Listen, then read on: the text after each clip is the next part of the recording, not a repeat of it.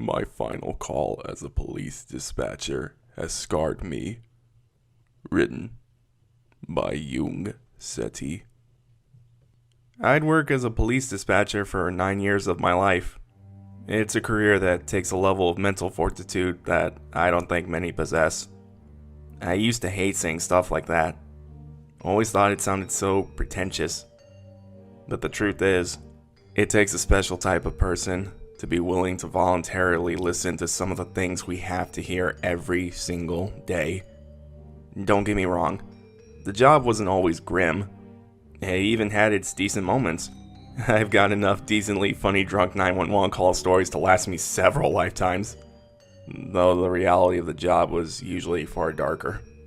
I understood that though, and felt that I was more than equipped to deal with anything the job could throw at me. I was right. For a while. For years I had answered every call, always able to keep a steady head despite being faced with some horrific situations. My confidence in my ability to handle the job, unwavering. Until the final call I ever took as a police dispatcher.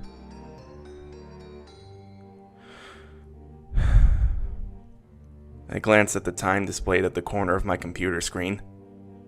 11:43. I yawned, leaning backward in my chair with my arms extended as I stretched my back. I had been at the desk since 3 in the afternoon, answering calls and dispatching officers as they were needed, which wasn't very often in this town. I lived in a little port town in Washington, about an hour or so out of Seattle, and though we weren't without our fair share of crime, our phones never rang off of the hook, which meant a lot of free time for me. I was always okay with that. As soul-wrenching as many of the calls could be, moments of respite were always more than welcome. A notification on my screen caught my attention, and in an instant, I had returned to my seat, headset on. 911, what is your emergency? I spoke into my headset, as automatically as any line repeated hundreds or thousands of times can be spoken. For a moment, there was only dead silence before I heard a reply. I need policemen. I think somebody's in my house. A child whispered from the other line. I felt the smallest of knots beginning to form in my stomach. I shifted in my seat. Do you know your address? I asked, adopting a firm but lighter tone in response to the caller's age. I heard shuffling and heavy breathing from the other end, followed by a faint. Wait. The caller returned and whispered their address. She was a little girl by the sound of her voice, and she sounded scared. Good job. What about your phone number? The process repeated, and I quickly relayed her information to dispatch officers. Her address was on the edge of town, a little out of the way, and I understood that it might be a while before help arrived. I sniffed a sign, not wanting to vocalize my worry as I received an estimated arrival time. Is there an adult with you in the house? I continued. No. The little girl replied breathlessly, and I could hear the anxiety rising in her voice as she spoke. My mom works late and my sister... There was a pause, followed by an audible sniff. She's camping with her friends and... Somewhere on her end of the line, there was a crash, then a scream. My heart dropped. Are you still there? Are you alright? There was a repetitive thumping sound, followed by the slam of a door. I'm here. The little girl spoke breathlessly into the phone. Are you alright? I repeated the question. Yes. Was all she replied, barely above a whisper. Her tone worried me. She sounded more than afraid. Sad? No, disturbed was the proper word for it. Then she began to cry. Not as quiet as you would expect given her situation, but a deep, helpless sob that made my heart sink. When she spoke, it stopped altogether. Please, please, please help me. Her sobs turned into a hysteric cry, and I could hear loud, repetitive thumps from her end. Footsteps, and they were clearly not hers. They were heavy, far too heavy for a little girl. Without warning, a shrill cry, like the sound of a microphone feedback, rang through my headsets. The sudden assault on my ears caused me to jump, and my heart set off to racing like a jackrabbit. I fought the instinct to throw the headset off and instead clenched my eyes shut as the noise faded as suddenly as it had come. I saw it. She sputtered through sobs. Oh, please, please, I don't know what it is. The frantic and frenzied nature of her begging increased, and a strangeness began to settle in the air that I couldn't quite place. A quick glance around the room confirmed that most of the desks around me were empty, and I was on the call alone. The thought made me feel very isolated, and a growing uneasiness continued to take hold of me that I couldn't place. Something about the call just felt wrong. "Police are on the way," I began. I tried to infuse the statement with my usual level of assertiveness and confidence, but I worried that the uneasiness may be audible in my voice. "Can you tell me your name?" I asked. Amber. "Alright, Amber. Are you or can you get somewhere safe? A room with a door you can lock?" I'm in my room. She said through sniffles, and it was obvious that she had been crying profusely. I locked the door. "Good. I'm gonna stay with you on the line. Is there anywhere for you to hide?" The sound of footsteps grew in the background as her voice lowered to a whisper. I think under the bed. She whimpered. "Okay. Is there..." I paused, thinking over my words before continuing. "Anything you can use to protect yourself?" There was silence on her end for a moment, followed by a hush. Yes. As she dropped the phone, I assumed to get a weapon. The clamor from within the house had grown closer to the phone, and the piercing ringing sound had returned. I was almost certain there had to be something wrong with my headset, or with Amber's phone, and the sound grew to an almost unbearable extent, matched only by the deafening thuds from somewhere on the phone. It sounded too close. I could feel the hairs begin to rise on the back of my neck, and the ominous scene of panic began to give way to any unexplained fear. The urge to look over my shoulder grew harder to fight, as the persistent thudding sound grew louder, nearer. It all sounded too clear, I guess. There was no static, none of the white noise typical of a phone call. Nothing. Just the sound of footsteps approaching closer. Closer. I gave in to my instinct, whipping around in my seat, nearly losing my headset. No one. I had no time to settle my nerves as Amber returned to the line. Are you there? She whispered, yanking me from my fog and back into the moment. Yes, I replied. I struggled to shake off my fears. Something was very wrong with this situation. Despite my worries, I shifted my attention back to Amber. There isn't any weapons. The girl muttered. But I have something. There was a pause. "Oh, okay. What do you have?" I asked, realizing my prompt was unnecessary. A rabbit. A pink rabbit.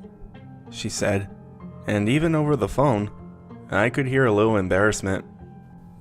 My dad gave her to me when I was little. She sniffled. He said she would keep me safe. I didn't know what to say for a moment, but didn't want to miss a beat.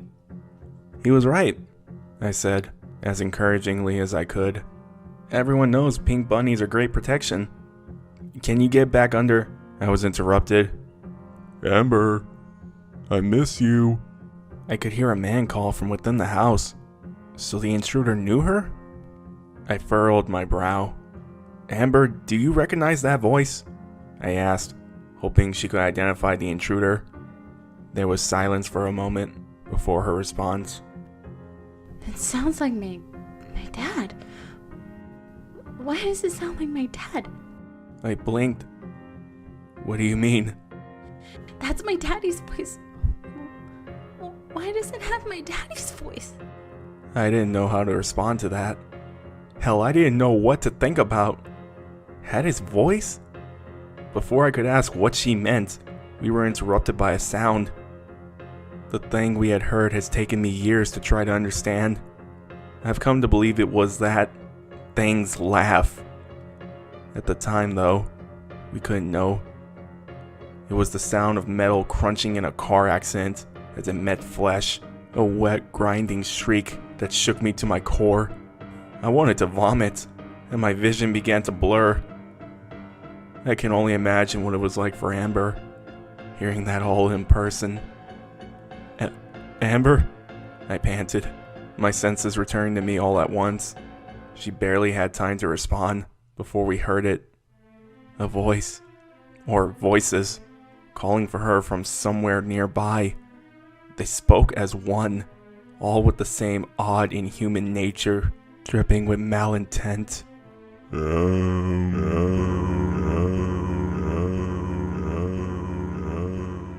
My blood froze.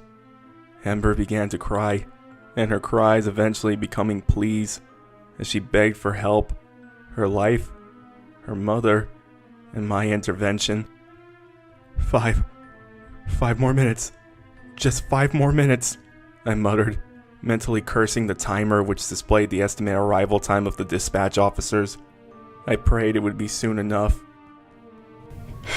It's outside the room, she whispered, her voice one of utter panic, before breaking into a quiet sob. I silently swore under my breath. Amber, I need you to hide right now if possible. The police are 3 minutes away. Stay as quiet as possible.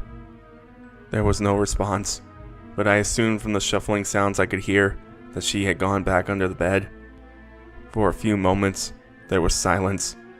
Then Amber spoke, and my heart dropped. I'm going to die. You are not going to die, Amber, I began, worry now audible in my voice. I promise. It's reaching under the door. Oh my god. She muttered. There was a crash, louder than before, and Amber began to shriek. The noises continued, and it began to dawn on me what I was hearing. It was breaking down the bedroom door. Amber's screams had developed into horrified babbling and pleas for her life too. Whatever was on the other side of the door, her screams were soon drowned out by the same noise as before. That sick frickin' laughter. What are you? Amber shrieked, loud enough to make my ears ring. Please, what are you?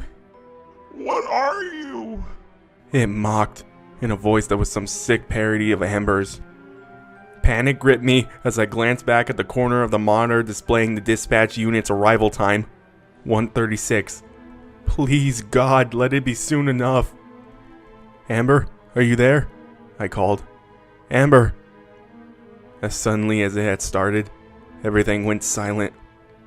Somewhere in the distance, I heard sirens. I hear them, Amber! Officers are a minute away!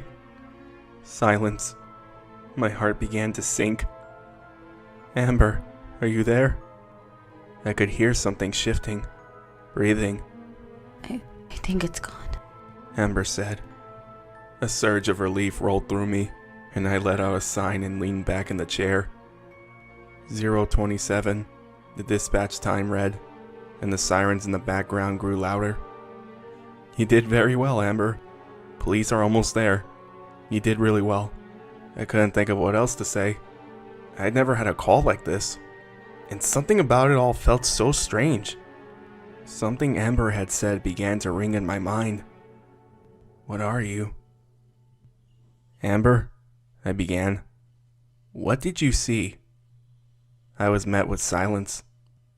Amber? Amber began to laugh. Amber?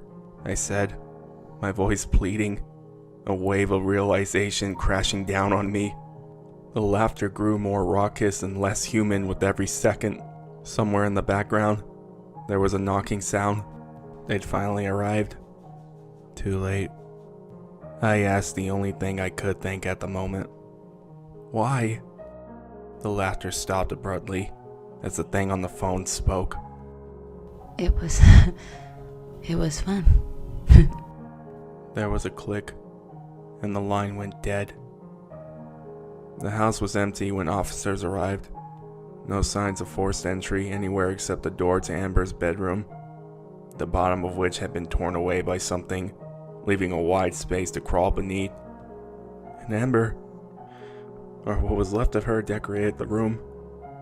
Whatever had been there left nothing behind to identify it. Only carnage. The case was never officially closed, and everyone had their theories as to what had happened that day, ranging from serial killers to a bear attack, and everything in between. The call was never made public, not my decision, but not one I necessarily complain about either. I never want to hear that recording again. I put in my 2 weeks notice that same night, though I never returned to work after that day. I've been content to try and forget about that call. As callous as it may sound, I was content trying to forget about Amber. To forget whatever I had spoken to on that phone. But I don't think it's done with me. Last night I dreamed, or had thought I was dreaming, the sounds of footsteps running throughout my house, as something screeched and laughed and mocked me just outside my bedroom door. I stayed in my bed long into the morning despite the sounds having stopped, paralyzed by a mixture of fear and confusion, until eventually I convinced myself to leave the bed. I crossed the room, cursing every creak the floor made under my weight. I lowered myself to the ground, holding my breath as I peered under my bedroom door. There was something there, but it wasn't moving. I mustered up the little bravery I had left and rose to my feet, my eyes shut tight and the prayer on my lips.